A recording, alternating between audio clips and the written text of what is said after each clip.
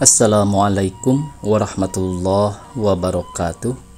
Pemirsa dari Sabang sampai Merauke, selamat berjumpa kembali dengan channel Insan Dongeng. Pada kesempatan ini akan membacakan roman klasik Si Cebol Rindukan Bulan. Penulis Bapak Aman Datuk Mancoindo. Penerbit Balai Pustaka Citakan Pertama 1934, edisi elektronik 2021. Selamat mendengarkan. Jika diturutkan jalan kota Padang yang menyisip pantai arah ke utara, maka dilaluilah beberapa buah kampung yang mempertalikan kota itu. Kampung yang penghabisan sekali ialah Kampung Purus namanya. Lepas dari situ jalan terentang dengan lurus dan sunyinya, kiri kanan tak ada rumah dan gedung-gedung lagi, hanyalah belukar dan rimba rumbia saja. Tiada jauh di sebelah kiri jelas terdengar ombak memecah di atas pantainya yang landai. Bunyinya berdebur-debur diiringi desau airnya. Ombak Purus itu memang ternama sekeliling kota Padang. Bahkan seluruh Minangkabau banyak disebut-sebut orang, sehingga apa-apa yang sangat gemuruh dibandingkannya lah dengan bunyi ombak Purus. Kata orang waktu malam, waktu sunyi senyap, ombak yang berdebur-debur itu bagai bunyi orang memanggil. Kira-kira 3 kilometer jalan yang sunyi itu sampailah ke sebuah kampung, Ulak Karang namanya. Kampung ini tiadalah ramai dan rumah-rumahnya pun tiada banyak. Menilai keadaan rumah-rumah itu, nyatalah penduduknya tiada susah benar penghidupannya. Tetapi kaya-kaya pun tidak. Pencaharian mereka yang terutama ialah berkebun kelapa dan menangkap ikan. Di antara rumah-rumah yang sederhana itu adalah sebuah rumah yang agak besar dan indah, terdiri dari tengah-tengah kebun kelapa yang lebar. Tiangnya besar-besar, nyata tampak dari jalan, dan di halamannya berdiri sebuah rumah tabuh yang besar.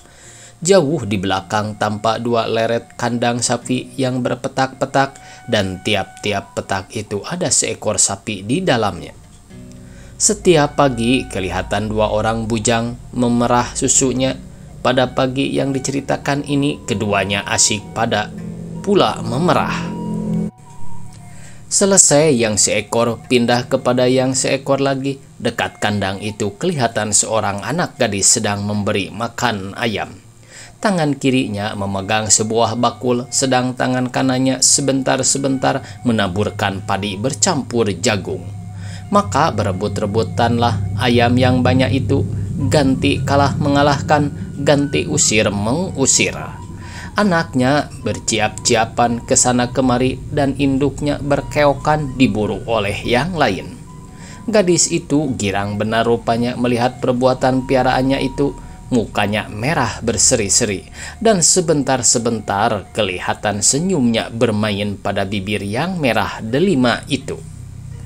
Alangkah manisnya gadis itu berdiri di sela-sela cahaya matahari pagi yang melalui daun-daun kelapa yang banyak itu. Bertelau-telau panas itu tiba di tubuhnya yang lampai. Ketika itu datang seorang laki-laki separuh baya. Badan orang itu kecil tetapi berisi. Hidungnya pesek, matanya sipit, dan kepalanya kecil. Pakaiannya segala hitam. Dengan hormat ditegurnya gadis itu. "Pagi-pagi sudah memberi makan ayam, Fatimah?" "Pagi-pagi apa juga lagi? Lihatlah, matahari sudah tinggi," jawab gadis itu dengan tidak memandang kepada orang yang menegurnya itu. "Sudah banyak yang bertelur, Fatimah?" tanya orang itu pula sambil memperhatikan gadis itu dari sisi. "Sudah 5 ekor, dan yang burik 3 ekor itu sudah mencari-cari sangkak pula. Tolong, Udo, buatkan sangkaknya nanti, sebab sangkak yang lain sudah berisi semua." "Baik, Fatimah, nanti hamba buatkan. Hamba sekarang hendak melihat si Abolo dan si Alio memerah. Sudah begini hari belum juga selesai." Maka pergilah ia ke kandang sapi. Dari jauh dia sudah bersorak menegur kedua orang yang memerah itu, sehingga suaranya nyata terdengar kepada Fatimah. Hei, hei, belum juga selesai, sudah begini tinggi hari, bila juga akan diantarkan kepada langganan-langganan. Kalau kami dapat pula bekerja, tentu tadi sudah selesai, jawab seorang di antara mereka berdua itu. Tapi 20 ekor sapi tak dapat disudahkan, berdua saja dalam sepetanak. Engkau pandai membentak-bentak saja, menolong tak mau. Kalau kedengaran teriakmu kepada engkau Pandeka, tentu dia pikir betul-betul kami berlalai-lalai. Padahal sudah rasakan tanggal pangkalengan sejak dari waktu subuh. Engkau benar-benar pandai mengambil muka saja. Kalau kami kena marah pula, awas engkau.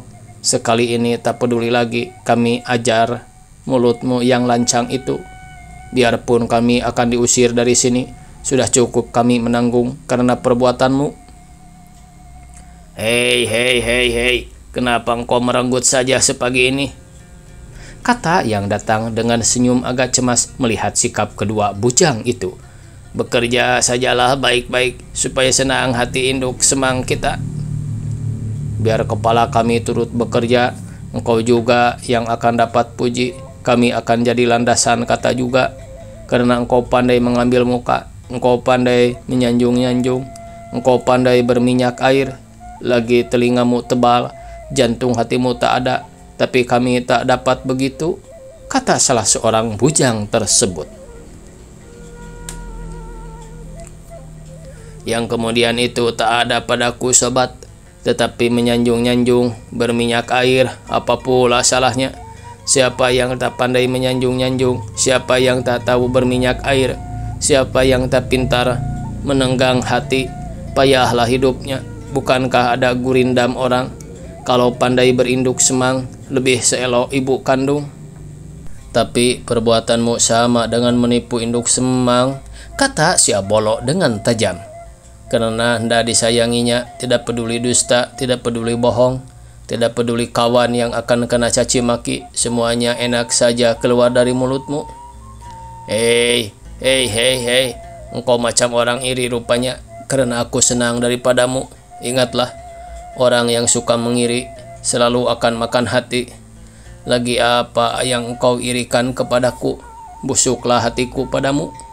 Selalu aku puji-pujikan pekerjaan kawan-kawan kepada induk semang, supaya induk semang kita senang hatinya. Misalnya saya katakan, si Alio cepat kerjanya sebagai namanya, si Abolo kuat bekerja sebagai namanya pula. Begitu juga kawan-kawan yang lain, seperti tukang menyabit rumput, tukang memanjat kelapa, tukang masak, dan sebagainya. Oh iya, sebentar ini engkau pujikan pula kami kepada induk semang, kata Alio dengan geram. Engkau sorakan macam suara hantu pemburu. Sebentar lagi tentu beliau datang mencaci maki kami, dan engkau boleh bergendam paha. Masalah begitu, aku tak suka membusuk-busukan kawan. Tadi aku hanya berolok-olok saja. Lagi induk semang kita dari kemarin terang benar harinya, tak kelihatan gabak sedikit juga. Semalam aku dipanggilnya akan melihat pakaian-pakaian yang baru dibelinya di kota. Kalau engkau ada, tentu titik air liurmu melihat. Aku disirihnya rokok Manila. Dengan hati-hati aku ambillah sebuah dari dalam kotaknya.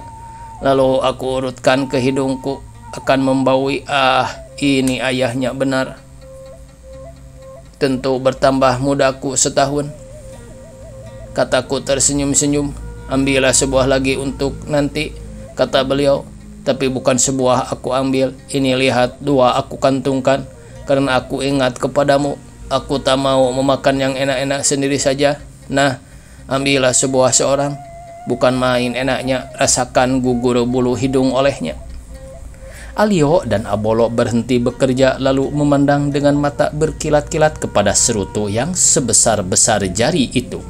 Maka diambilnyalah bagiannya masing-masing sambil tersenyum-senyum. Hati mereka yang kesal tadi hilang lenyap di bawah asap serutu itu. "Betul engkau orang baik, Badu," kata Alio. "Jika tiap-tiap engkau mendapat rezeki begini, engkau tenggang juga kami. Alangkah baiknya. Salahnya kalau berlebih dari perutmu baru engkau ingat. Rokok ini tak mungkin 2 engkau curi, sekurang-kurangnya 5. Sesudah bosan kau merokok, baru sisa-sisanya kau bagi kepada kami. Coba bersumpah kalau tidak." "Banyak betul 5, tetapi bukan aku curi," kata si Badu dengan tidak malu-malu. "Nah, apa katamu? Tentu engkau ambil waktu induk semang terlengah." "Tidak ada beliau melihat, tapi hanya sebuah yang tanpa oleh beliau, yang 4 menjelunuk masuk lengan bajuku."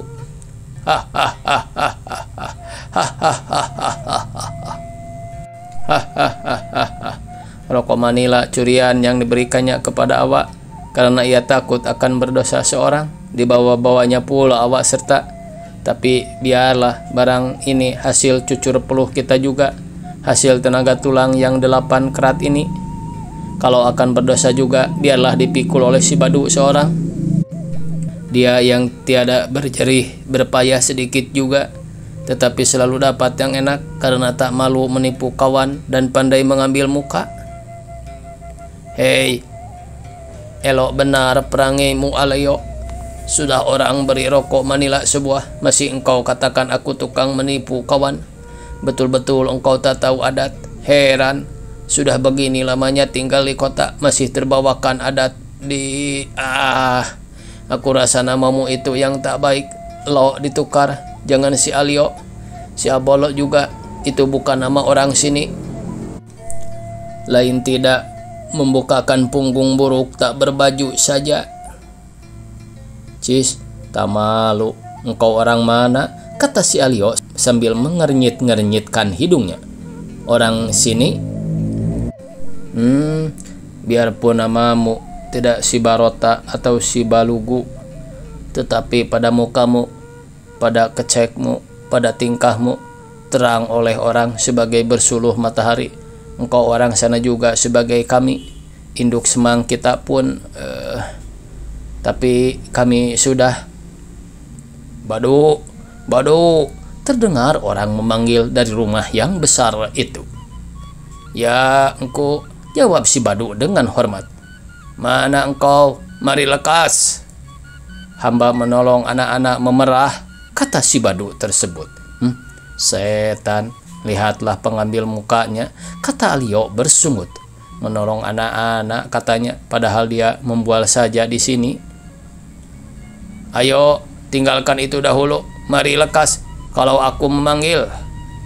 Ya, engkau, hamba datang, kata si Badu sambil berlari-lari naik ke rumah. Di dalam sebuah bilik yang besar berdiri seorang laki-laki setengah baya, kira-kira umur 45 tahun. Menghadapi sebuah cermin besar, dari dalam cermin itu nyata terbayanglah bentuk badan dan mukanya. Badannya gemuk dan rendah, hampir-hampir 4 segi, kepalanya besar dan lehernya pendek. Tulang rahangnya kembang, menjulur keluar, mukanya lebar, hidungnya besar dan penyek. Matanya agak sipit dan mulutnya lebar, kakinya pengkar dan tapaknya datar saja. Hampir-hampir tak ada lekungnya. Dengan gagah ia memandang ke dalam cermin sambil mematut-matut lekat destar seluk ciling menurun yang baru disuruh buatkannya, yaitu semacam destar bangsawan-bangsawan kota Padang. Karena destar itu agak kecil buatannya, sedang kepalanya besar, maka tiada padat terletak di atas kepalanya. Bagaimana pendapatmu, Badu? Tanyanya setelah si Badu masuk ke dalam. Tentang apa engkau? Tentang destar ini, Pandir, hardik orang itu. Si Badu tersurut karena terkejut mendengar hardik induk semangnya yang keras itu. Wah, celaka, pikirnya dalam hati. Alamat tak baik ini. Kenapa engkau membisu saja? Coba keluarkan timbangan kepalamu yang kosong itu.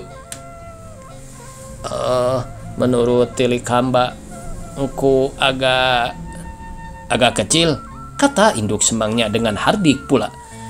Ya, agak kecil sedikit engku, jawab si Badu perlahan-lahan. Engkau pandir? Boleh jadi engku. Engkau dungu? Boleh jadi engku. Engkau bebal? Si Badu berdiam diri tetapi mulutnya tampak bergerak-gerak. Masalah destar dibuat longgar, tentu dilulurnya kepala. Kalau kopiah boleh jadi, destar mesti tertonggok, baru tampan, baru tampah. Mengerti engkau? Benar engku, benar. Hamba kira kopiah juga. Kekirikan sedikit lagi engku, tundukan sedikit engku, kata si Badu. Begitu Badu?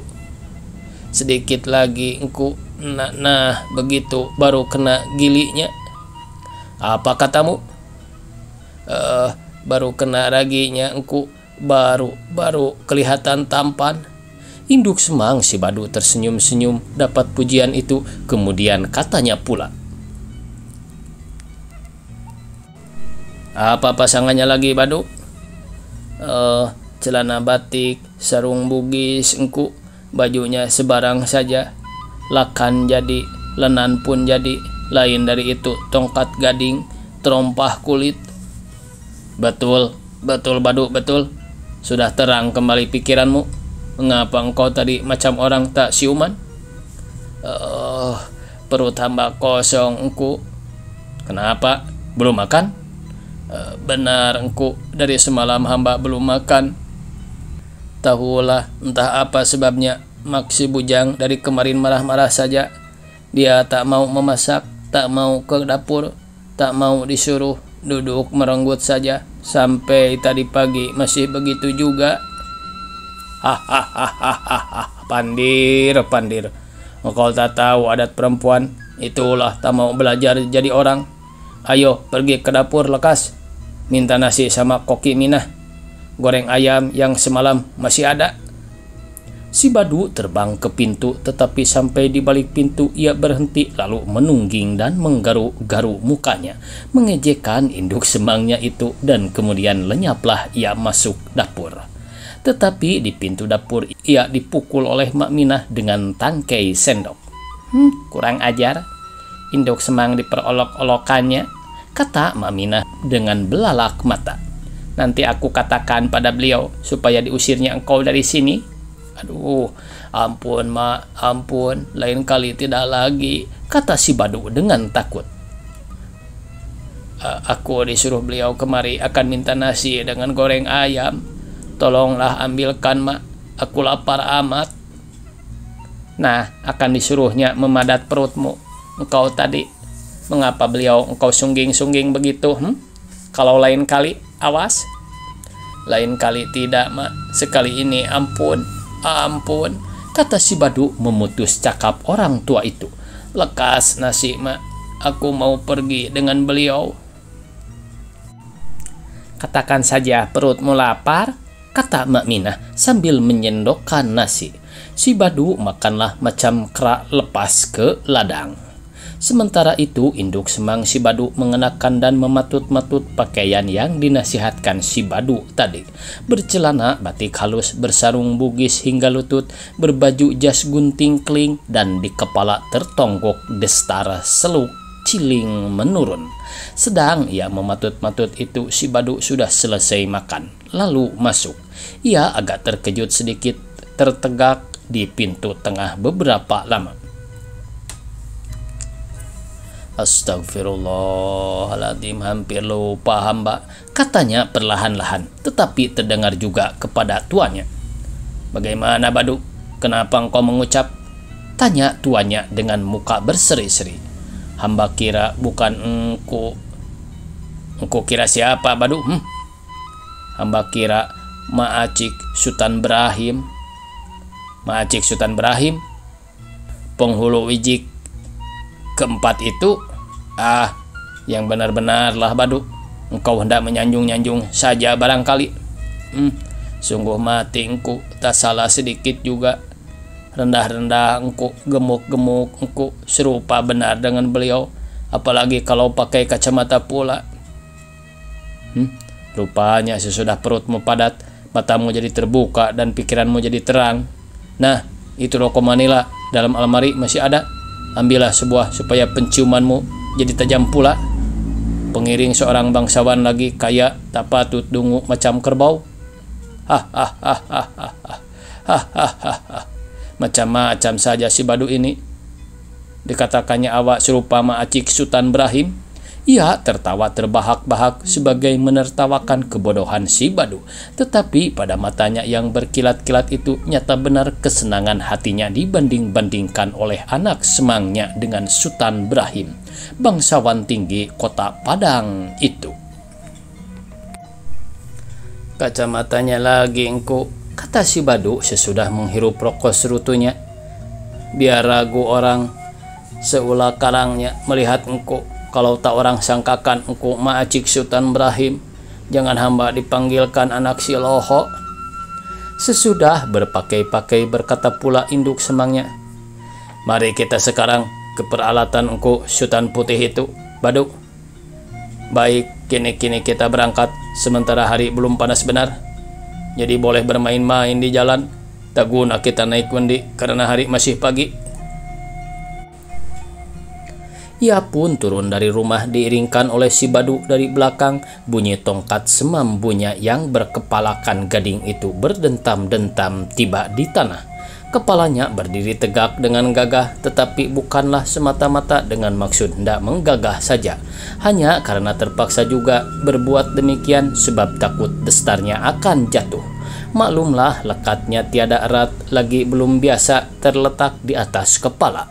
Bangsawan baru itu mereka menuju ke Kampung Purus, ke rumah Sultan Putih, karena di sana orang berhelat menurun mandikan anak. Segala orang yang bertemu di jalan dari jauh sudah menepi-nepi akan menyatakan hormatnya kepada bangsawan tinggi itu. Akan tetapi setelah dekat, semuanya terbelalak matanya dan ternganga mulutnya, sehingga tegur sapa yang biasa diucapkan jika bertemu tiada keluar lagi dari mulut. Setelah terbelakang berbagai-bagailah perangai mereka itu, ada yang mencubit bibirnya, ada yang mencabut rambutnya, dan ada pula yang menekankan perutnya akan menahan gelak. Tetapi gelak mereka bersemburan juga terkakah-kakah.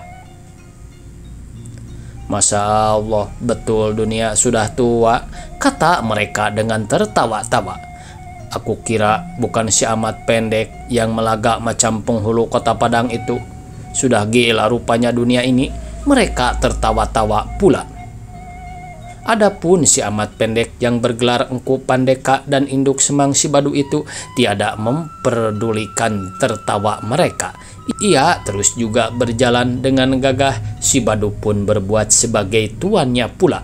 Tetapi sekali-kali ada juga ia menoleh ke belakang kepada kawan yang tertawa-tawa itu sambil tersenyum-senyum. Akhirnya induk semangnya dengan anak semang itu sampai ke rumah Sulaiman, tukang pukat yang banyak olo-olo. Sulaiman duduk di halaman dengan beberapa orang kawannya sedang menyirat dan menjemur pukatnya. Waktu tanpa olehnya orang kaya itu hendak lalu diiringkan bujangnya melagak sebagai penghulu-penghulu kota Padang. Hampir saja ia bersorak memberitahu kawan-kawannya, tetapi akhirnya dapat olehnya suatu pikiran. Gelaknya yang telah sepenuh perut itu ditahannya sedapat-dapat, lalu berkata perlahan-lahan kepada kawan-kawannya, "Hei kawan, ke tepi duduk sedikit, engku penghulu wijek 10 mau lalu."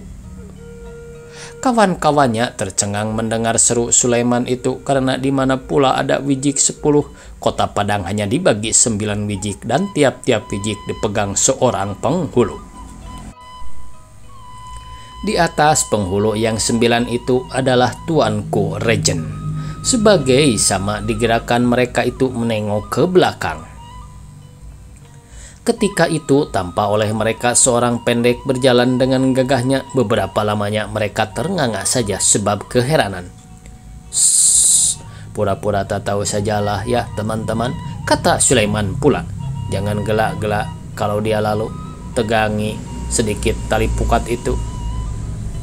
Maksud Sulaiman lekas dimaklumi kawan-kawannya dan mereka pun tak menoleh-noleh lagi, tunduk asyik menambal pukatnya yang robek-robek.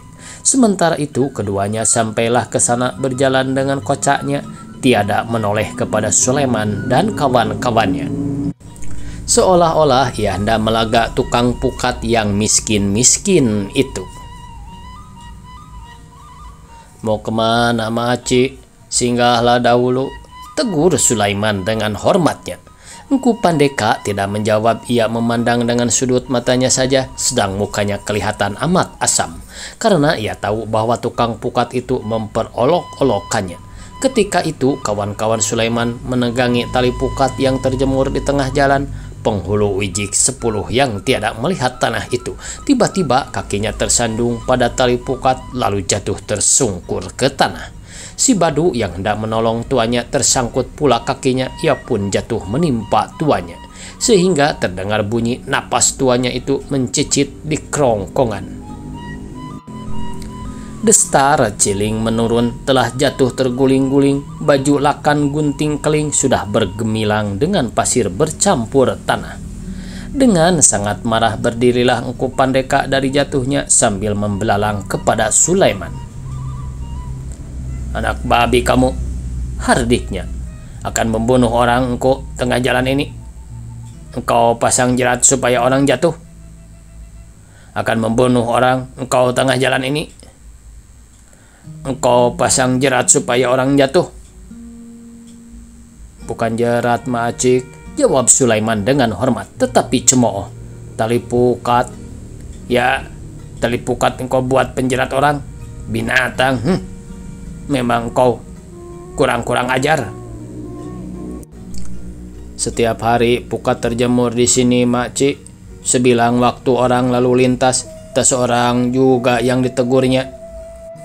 Macam Makcik, barangkali karena Makcik dilihatnya sudah agak lain dari biasa." "Setan, apakah saya ini Makcikmu? Maka engkau panggil-panggilkan Makcik. Anak kurang pengajar.